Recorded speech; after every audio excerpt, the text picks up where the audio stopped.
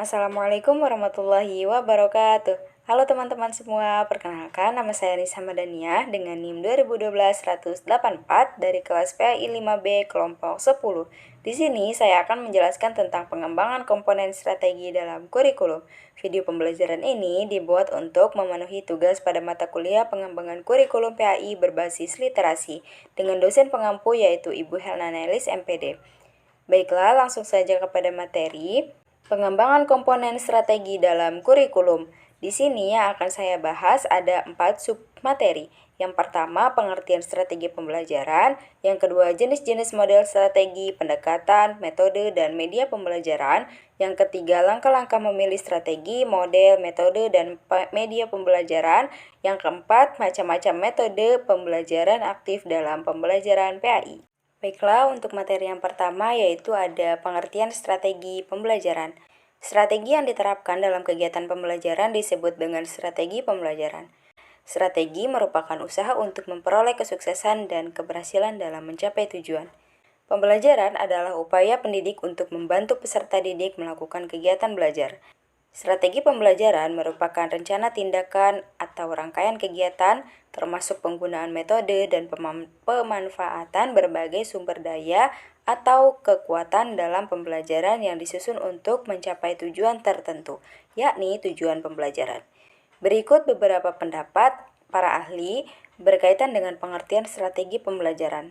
Yang pertama ada Kem 1995 menjelaskan bahwa strategi pembelajaran adalah suatu kegiatan pembelajaran yang harus dikerjakan guru dan peserta didik agar tujuan pembelajaran dapat dicapai secara efektif dan efisien.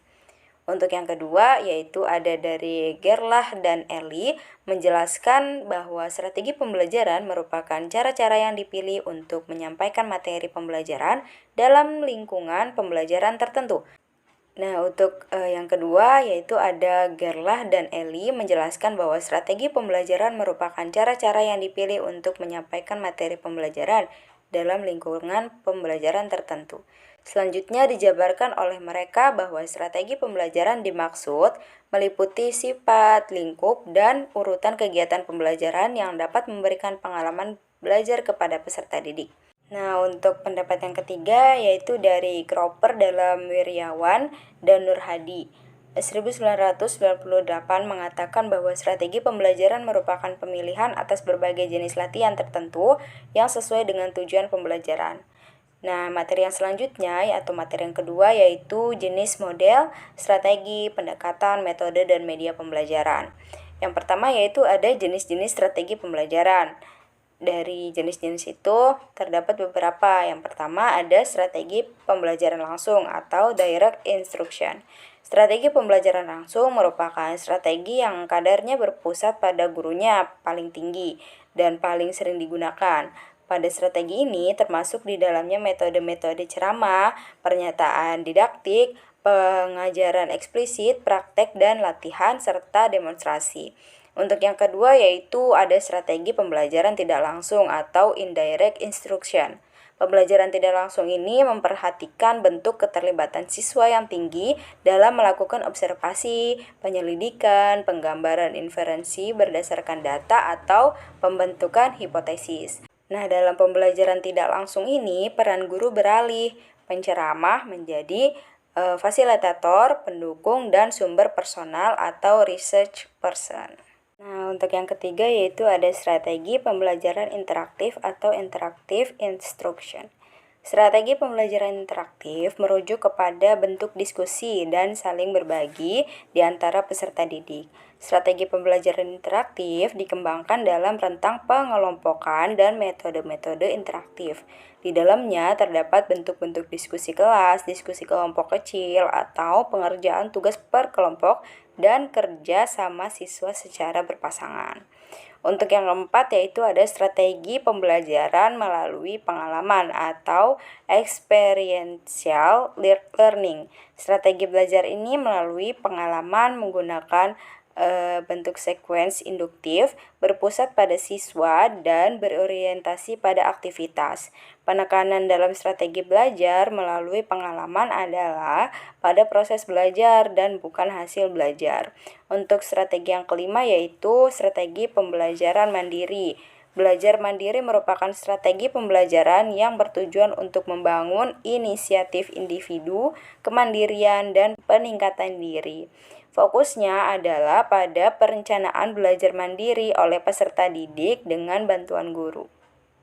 Yang kedua ada jenis model pembelajaran. Bruce Joyce dan Marsha Well dalam Dedi Supriyawan dan Abenyamin Surasega 1990 mengetengahkan 4 kelompok model pembelajaran, yaitu yang pertama model interaksi sosial, yang kedua model pengelolaan informasi, yang ketiga model personal atau humanistik, dan yang keempat model modifikasi tingkah laku. Untuk yang pertama model interaksi sosial. Model interaksi sosial dapat digunakan antara lain menggunakan metode sosiodrama atau bermain peran atau role playing. Keterlibatan peserta didik dalam melakukan kegiatan belajar cukup tinggi, terutama dalam bentuk partisipasi dalam kelompoknya. Partisipasi ini menggambarkan adanya interaksi sosial di antara sesama peserta didik dalam kelompok tersebut. Oleh karena itu, model interaksi sosial boleh dikatakan berorientasi pada peserta didik dengan mengembangkan sikap demokratis. Artinya, sesama mereka mampu saling menghargai meskipun mereka memiliki perbedaan.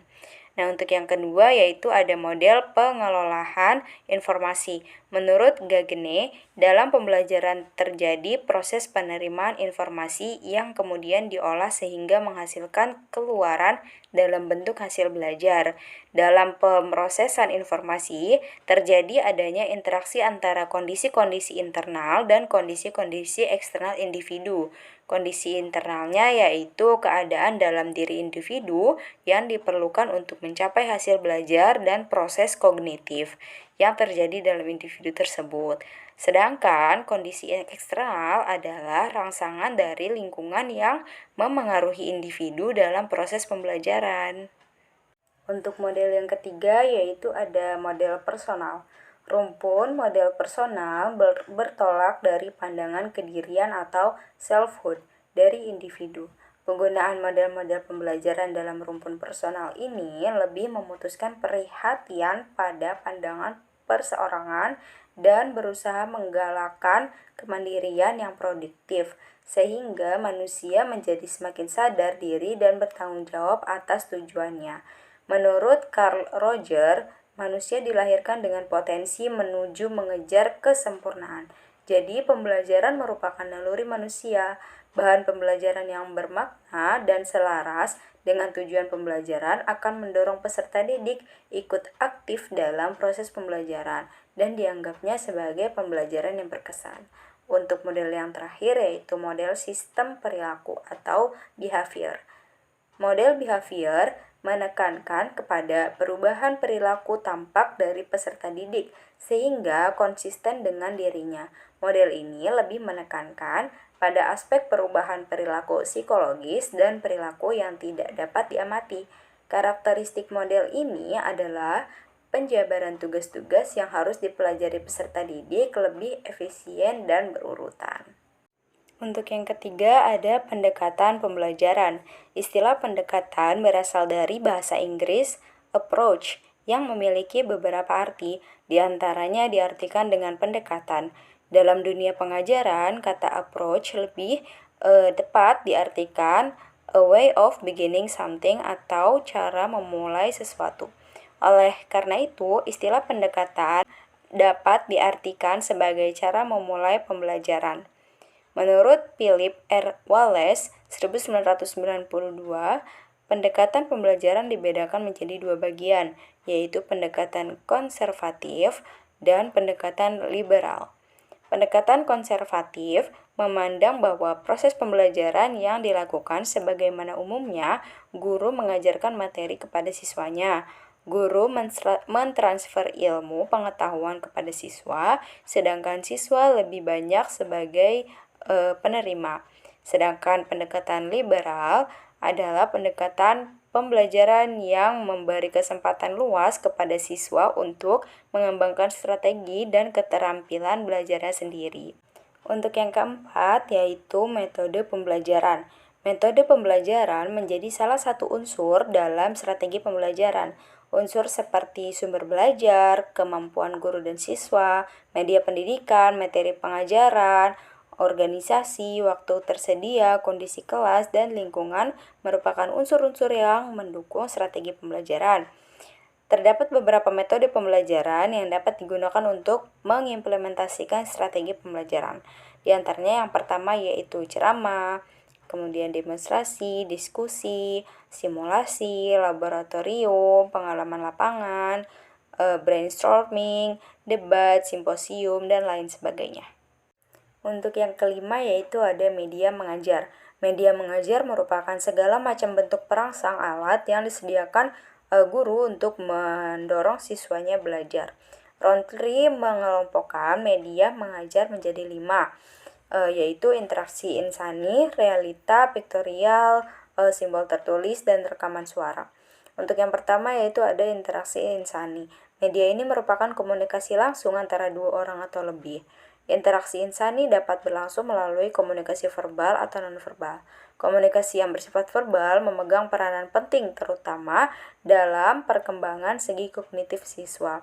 Untuk pengembangan segi-segi afektif, bentuk-bentuk komunikasi non-verbal seperti perilaku, penampilan fisik, muka, gerak-gerik, sikap, dan lain-lainnya lebih memegang peranan penting sebagai contoh-contoh nyata. Untuk yang kedua yaitu ada realita. Realita merupakan bentuk perangsang nyata seperti orang-orang, binatang, benda-benda, peristiwa, dan lain sebagainya yang diamati siswanya. Dalam interaksi insani, siswa berkomunikasi dengan orang-orang, sedangkan dalam realita, orang-orang tersebut hanya menjadi objek pengamatan, objek studi siswa. Untuk yang ketiga yaitu ada piktorial. Media ini menunjukkan penyajian berbagai bentuk variasi, gambar, dan diagram nyata, ataupun simbol bergerak atau tidak dibuat di atas kertas, film, kaset, disket, dan media lainnya. Untuk yang keempat yaitu simbol tertulis. Simbol tertulis merupakan media penyajian informasi yang paling umum, tetapi tetap efektif. Ada beberapa macam bentuk media simbol, yaitu seperti buku teks, buku paket, buku program belajar, modul, dan majalah-majalah, dan lain sebagainya. Penulisan simbol-simbol tertulis biasanya dilengkapi dengan media piktorial, seperti gambar-gambar, bagan, grafik, dan lain sebagainya.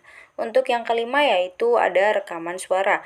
Berbagai bentuk informasi dapat disampaikan kepada anak dalam bentuk rekaman suara.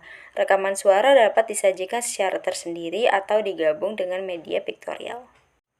Untuk submateri yang selanjutnya yaitu yang ketiga ada langkah-langkah memilih strategi, model, metode, dan media pembelajaran.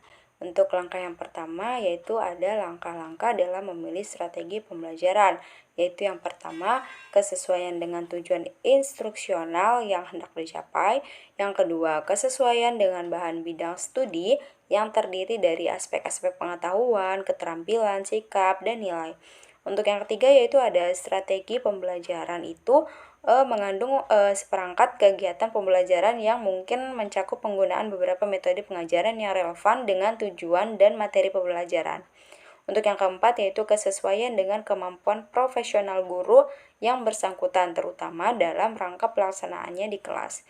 Untuk yang kelima cukup waktu yang tersedia karena erat kaitannya dengan waktu belajar dan banyak bahan yang harus disampaikan.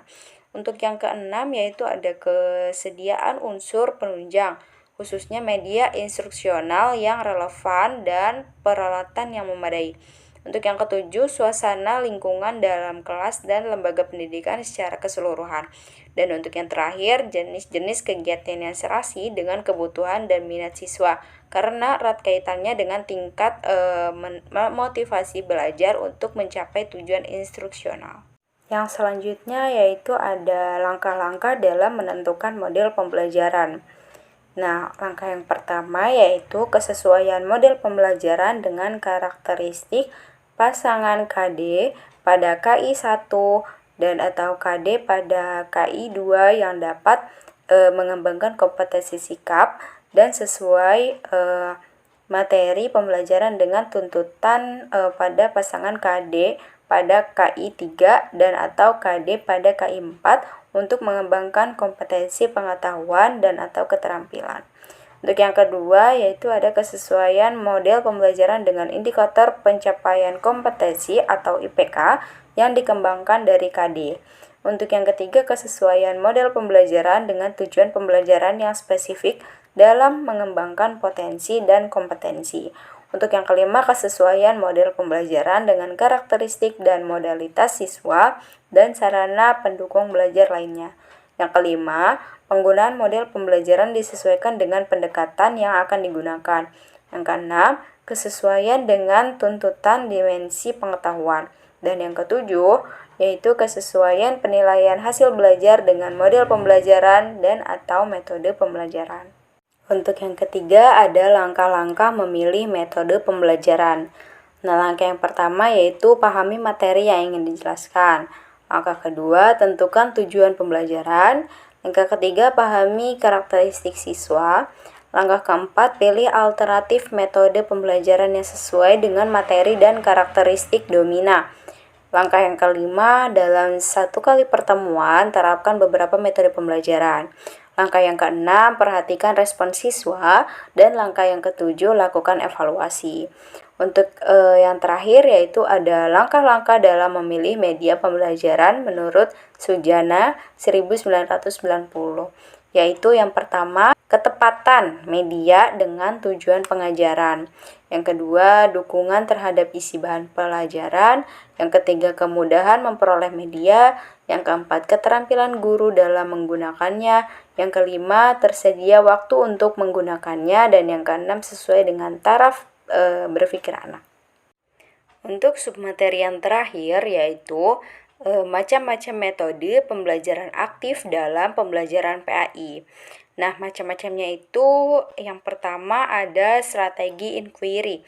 Strategi inquiry ini merupakan strategi bertanya meliputi sejumlah kegiatan pembelajaran yang menitik beratkan pada proses berpikir analisis dan kritis dalam mencari dan menjawab pertanyaan. Sedangkan tanya jawab sering diajukan antara siswa dan guru untuk proses berpikir ini. Strategi ini merupakan strategi pembelajaran aktif yang mempersiapkan siswa pada situasi untuk melakukan materi sendiri secara luas agar melihat apa yang terjadi, ingin melakukan sesuatu, membandingkan apa yang ditemukannya, mengajukan pertanyaan, dan mencari jawabannya sendiri, serta menghubungkan penemuan yang satu dengan penemuan yang lain yang ditemukan oleh peserta didik lainnya. Untuk yang kedua yaitu ada strategi ekspositori. Strategi pembelajaran ekspositori adalah strategi pembelajaran yang menitik beratkan kepada proses penyampaian materi secara verbal dari seorang pendidik kepada peserta didik dengan tujuan supaya peserta didik dapat memahami dan menguasai materi pembelajaran secara optimal. Strategi ini juga disebut strategi pembelajaran langsung. Nah, untuk strategi ini menitik beratkan kepada siswa untuk mendengarkan yang dijelaskan oleh guru materi pelajarannya. Kegiatan pembelajaran ini dengan menggunakan ekspositori cenderung berpusat kepada siswa dengan metode ceramah supaya siswa memahami dalam pemberian materi. Untuk strategi yang terakhir yaitu strategi contextual teaching and learning. Pembelajaran contextual teaching and learning adalah strategi pembelajaran yang menekankan pada keterkaitan antara materi pelajaran dengan dunia kehidupan peserta didik secara nyata, sehingga para peserta didik mampu menghubungkan dan menerapkan kompetensi hasil belajar dalam kehidupan sehari-hari. Pembelajaran PAI aktif dan kreatif penerapan di madrasah muaranya dari konsep bahwa pembelajaran harus berpusat pada anak atau student center learning dan pembelajaran harus bersifat menyenangkan atau learning's fun agar mereka termotivasi untuk terus belajar sendiri tanpa diperintah dan agar mereka tidak terbebani atau takut. Mungkin hanya itu yang dapat saya sampaikan. Sebelum saya tutup, ada satu kata mutiara yang menarik bagi saya dari Bapak Anies Baswedan, yang bunyinya yaitu kurikulum berubah, tidak otomatis kualitas pendidikan meningkat. Namun, jika kualitas guru meningkat, kualitas pendidikan pasti meningkat. Itu kuncinya. Jadi, kita sebagai calon pendidik harus senantiasa semangat dalam meningkatkan kualitas diri untuk bisa menyelaraskan kurikulum yang akan baik, semakin baik lagi ke depannya. Sehingga pendidikan akan bisa terus maju dan berkembang. Nah, jadi hanya itu yang dapat saya sampaikan. Semoga apa yang saya sampaikan bisa dipahami oleh teman-teman semua dan semoga apa yang saya sampaikan juga bermanfaat. Mohon maaf apabila masih terdapat banyak kekurangan. Terima kasih atas perhatiannya. Wassalamualaikum warahmatullahi wabarakatuh.